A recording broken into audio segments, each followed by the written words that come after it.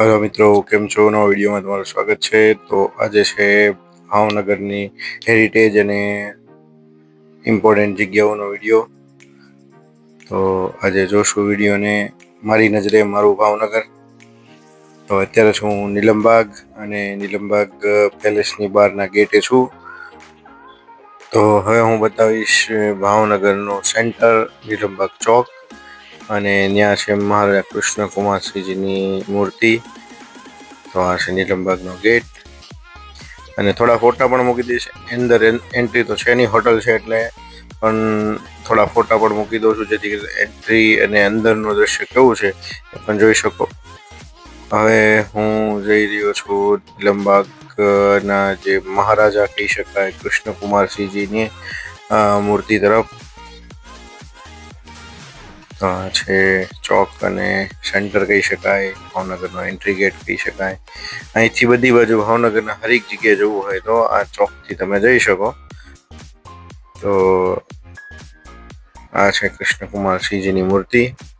આ છે ભાવનગરના મહારાજાની મૂર્તિ અને આદરણીય શ્રી મહારાજાના નામ સાથે લખેલું છે કે ક્યારે આ મૂર્તિની સ્થાપના થઈ અને ક્યારે આ મૂર્તિ મૂકવામાં આવી, કોણ હાજર હતું એની વિગત પણ આમાં લખેલી છે। અને મારી પ્રજાનું કલ્યાણ તો એક જ અમારા મહારાજાનું સૂત્ર હતું। અને આ છે મહારાજા સાહેબના મહેલનો મેઇન ગેટ અને બહુ જ સારો ગેટ છે, કલાકૃતિ સારી છે। સેન્ડસ્ટોન અને આરસનો યુઝ કરવામાં આવ્યો છે। અને આ છે ચોક અને આ છે ભાવનગરનો રૂપમ ચોક અને અહીંયા પહેલાં રૂપમ સિનેમા હતું તો એના નામથી રૂપમ ચોક નામ છે। અને સેન્ટરમાં શહીદ ભગતસિંહની મૂર્તિ છે તો ભગતસિંહ ચોક પણ કહી શકાય।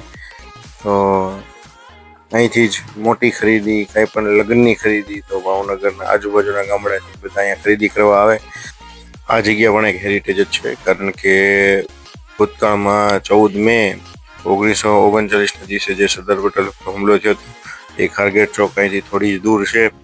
તો એ પણ એક મોટી ઘટના હતી અને ઐતિહાસિક જગ્યા છે। અને સામે ટીબી જૈન બહુ જૂની હાઈસ્કૂલ છે, મહિલા હાઈસ્કૂલ છે અને જૂના બધા બિલ્ડિંગો આજુબાજુમાં છે। અને આ છે શહીદ ભગતસિંહનું બાવલું, તો એ પણ તમને દેખાતું હશે। અને હું અત્યારે અહીંથી ચક્કર મારી અને આગળ બીજા ડેસ્ટિનેશન ઉપર જાઉં છું, જે ભાવનગરનો તાજમહેલ કહી શકાય। ગેસ કરો કે જો આ છે ભાવનગરનો તાજમહેલ, ગંગા દેરી કહી શકાય કે જે માજીરાજબાની યાદમાં મહારાજાએ બનાવ્યું હતું।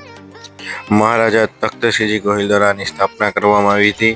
તેમના ધર્મપત્ની મહારાણી માજીરાજબા જ્યારે એક અવસાન પામ્યા ભાવસિંહજીના જન્મ સમયે, તો તેમના પ્રેમ પ્રતીક તરીકે મહારાજાએ આની સ્થાપના કરી હતી। મહારાણી સાહેબનું અવસાન સંવત 1932માં થયું હતું કારતક સુદ તેરસના દિવસે, જે ઈસવીસન 1875ના નવેમ્બર માસમાં સ્વર્ગવાસી થયા હતા। તેમની યાદમાં આ કામ 1899માં શરૂ કરવામાં આવ્યું અને 1893માં પૂર્ણ થયું અને બહુ જ સારું કામ છે। કહી શકાય કે આ ભાવનગરનો તાજમહેલ અથવા તો કાઠિયાવાડનો તાજમહેલ કહી શકાય, એટલું સરસ કામ કરવામાં આવ્યું છે। અને તાજમહેલ પણ પ્રેમની પ્રતીક છે અને આ પણ આપણા મહારાજા તખ્તસિંહજીના પ્રેમનું પ્રતીક છે કે અહીંથી તમે ભાવનગરનું તળાવ પણ જોઈ શકો। બહુ જ સરસ કામ છે। તો થોડાક તમે દ્રશ્યો જુઓ, હું તમને બતાવું અંદર કે આજુબાજુમાં માણસો સાઈડે બેઠી અને બપોરનું ભોજન કરી રહ્યા છે, માણસો સૂઈ રહ્યા છે અહીંયા। અને આજુબાજુનો દ્રશ્યની માહોલ અને બહારનું ટેમ્પરેચર ગણો કે 40-45 ડિગ્રી હશે, પણ જેવા તમે અંદર પ્રવેશ કરો એટલે તમને એકદમ ઠંડક મહેસૂસ થાય। બહુ જ સારું વાતાવરણ છે અંદર। મેં તો મહેસૂસ કર્યું, તમે પણ ફ્રી હો, તમારી પાસે સમય હોય તો અંદર ગંગા માની મૂર્તિ છે તો એના જરૂર દર્શન કરજો।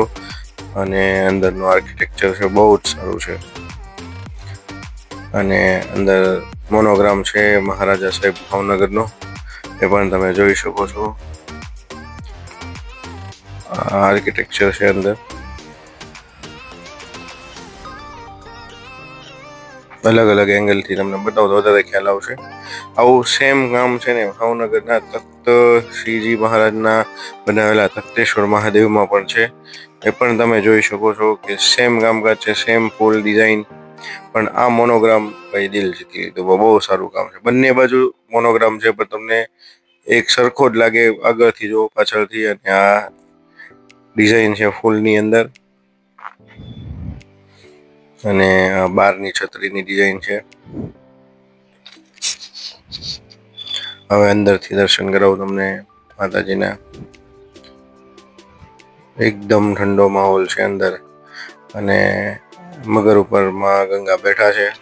અને બહુ જ સારી મૂર્તિ છે. થોડુંક સાફ સફાઈની અભાવ છે, પણ બહુ સારું કામ કરેલું છે અંદર.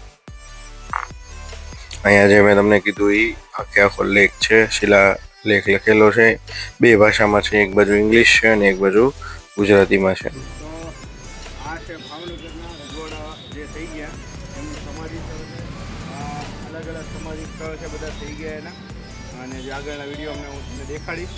જો આ છે તખ્તશ્રીજી રાજા, ભાવસિંહજી રાજા, અને એની આગળ આપણા જે મહાન કૃષ્ણકુમારસિંહજી થઈ ગયા, જેને આપણું ભારતના આધુનિકતામાં, આઝાદીમાં બહુ મોટો ફાળો આપ્યો. કે સૌથી પહેલું રજવાડું જે હતું કે જેણે ભારત દેશની અંદર પોતાનું રજવાડું દાન આપી દીધું, એવા મહારાજા શ્રી કૃષ્ણકુમારસિંહજીનું દેવળ પણ આગળ છે. તો એનાય પણ દર્શન કરાવીશ. જે બહુ મોટી વસ્તુ છે કે પોતાની વસ્તુ કોઈ દેશના આગળ કરી, રાષ્ટ્રતાને આગળ કરી અને દેશને અર્પણ કર્યું, સરદાર પટેલના હસ્તગત કર્યું. તો આપણે એમનું પણ જોશું. અને ભાવનગરના અલગ અલગ મહારાજા છે, તો કેમેરામેનને કહીશ કે આ બતાવો, તો જેથી કરીને ખ્યાલ આવે કે અલગ અલગ રજવાડાને અલગ અલગ એમની સમાધિ છે એમના કુટુંબીની.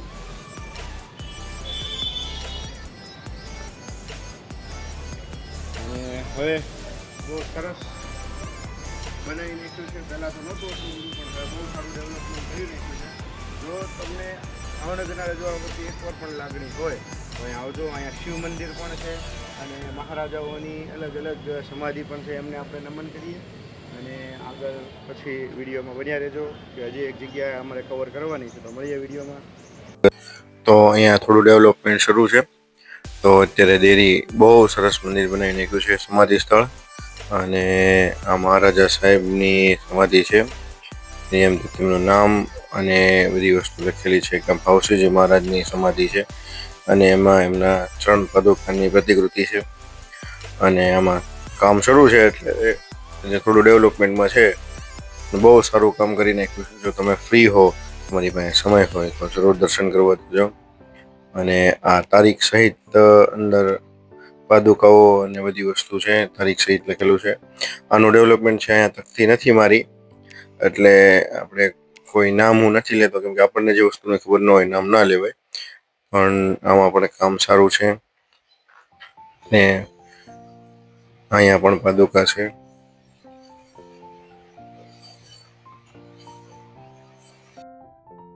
અહીંયા મહાદેવનું મંદિર છે, તો મહાદેવના દર્શન કરીએ અને થોડા વિડીયોને કન્ટિન્યુ કરીશું. તો બાજુમાં ફરીથી એક મહાદેવનું મંદિર છે. નંદી મહારાજ, મહાદેવ,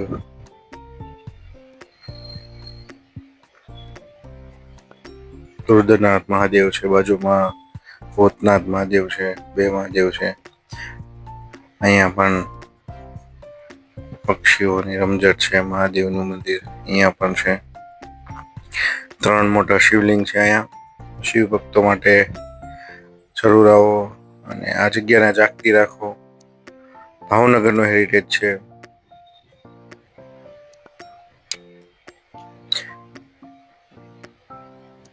હવે અહીંયા આપણા જે વિડીયોની શરૂઆતમાં હતા કૃષ્ણકુમારસિંહજી, એમનો સમાધિ સ્થળ છે. એમની જે કહેવાય કે અંતિમ ક્રિયા કરવામાં આવી હતી, જે દેહ વિલય પંચભૂતમાં, એ જગ્યા છે. અને એમનું સ્લોગન લખેલું છે કે મારી પ્રજાનું કલ્યાણ થાવ. એ સ્લોગન પણ અહીંયા છે. અને સ્વર્ગવાસની તારીખ પણ અહીંયા લખેલી છે. અને એમનો આઇકોનિક જે ફોટો છે એ પણ છે અહીંયા. પછી અહીંયા વીરભદ્રસિંહજી બાપુની સમાધિ પણ છે અને એનથી આગળ શ્રી મહારાણી સાહેબની પણ સમાધિ છે. બંનેની જે સ્મૃતિ સ્થળ કહી શકાય, સમાધિ તો નહીં પણ સ્મૃતિ સ્થળ કહેવાય, તો એ પણ અહીંયા છે.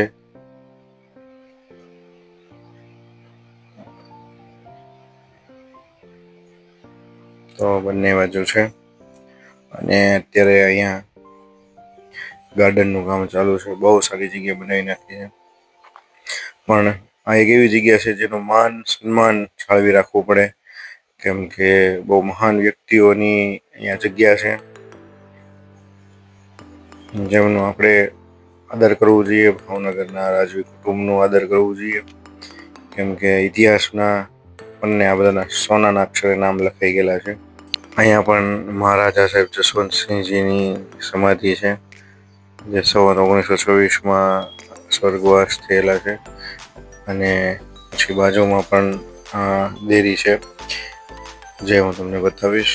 જે હવે આની બાજુની દેરી પણ બતાવું કે જેની અંદર જે શિલાલેખ છે એ વાંચીને સંભળાવું કે આ શ્રી માજીરાજ બાની દેરી છે, જેની અંદર એમની ચરણ પાદુકાની પ્રતિકૃતિ છે. હવે એની બાજુમાં પણ એક આવી જ દેરી છે, જેમાં પણ એક શિલાલેખ છે. તો એમાં પણ રાજસિંહ નામ લખેલું છે, કે જેમાં કેશા કુંવરબાનું નામ લખેલું છે અને એમની પણ અહીંયા તારીખ, શિલાલેખ અને પાદુકા છે. ને હવે અમે નીકળવાની તૈયારી, કેમ કે બીજી જગ્યાએ જવાનું હતું. એટલે મનદીપસિંહ જો અમારે ચાલીને બહાર આવી રહ્યા છે ધીરે ધીરે. અને હવે અમે પહોંચી ગયા એની બાજુમાં જ તે દરબારી કોઠાર કરીને જગ્યા છે, કે જ્યાં મહારાજા સાહેબનું કહેવાય કે અનાજનું કોઠાર હતું. જે કર ઉઘરાતા અને જે અનાજ ભેગું થતું એ આ કોઠારોમાં જમા થતું. અને હું પણ આ કોઠારની અંદર પ્રથમવાર પ્રવેશ કરીશ. જો તમે અંદર ક્યારેય ગયા હો તો જરૂર કોમેન્ટ કરજો. તો આ દરબારી કોઠાર છે અને બહુ જૂનું બાંધકામ છે, પથ્થરનું બાંધકામ છે અને બહુ જૂનું છે, બહુ અતિશય જૂનું છે. હવે આવા બાંધકામ થતા નથી અને બહુ જ જૂનું બાંધકામ છે. તો હવે આપણે ચાલો અંદર પ્રવેશ કરીએ અને અંદરની માહિતી લઈએ. અને રાજસી જગ્યા જેવું જ અંદર છે. તમને એવું લાગશે કે અમે કોઈ હિન્દી પિક્ચરના સીનમાં અથવા જૂના પિક્ચરમાં આવી ગયા હોય એવું બાંધકામ છે, કે જે સીધા દરવાજેથી 2025થી સીધા 1850માં પહોંચી ગયા હોય કે 1925માં પહોંચી ગયા હોય એવું વાતાવરણ છે અંદર. અહીંયા સમય એકદમ ઊભો રહી ગયો છે, કે તમે જોઈ શકો છો કે દરવાજા, ગેટ, રસ્તા, દાદરા, જાણે કે તમે 1925માં કે 1850માં પહોંચી ગયા હોય સેમ દ્રશ્ય. ગેટની બહાર 2025 છે તો ગેટની અંદર 1925 હોય એવી પરિસ્થિતિ. અંદરની વાત કરીએ તો લોખંડના દાદરા, લોખંડની જાળી, લોખંડના દરવાજા, બધું જ એન્ટિક છે. અને જો તમે આવા જ એક્સપ્લોરેશનના વિડીયો જોવા હોય તો જરૂર એકવાર કોમેન્ટ કરજો, તો ભાગ 2 બનાવશું. તો પ્લીઝ કોમેન્ટ. મળીએ વિડીયોમાં. જય માતાજી, જય મોગલમાં, બાપા સીતારામ. તમને વિડીયો સારો લાગ્યો હોય તો લાઈક અને સબસ્ક્રાઇબ કરજો. કાલે મળવી નવા વિડીયોમાં. Bye bye.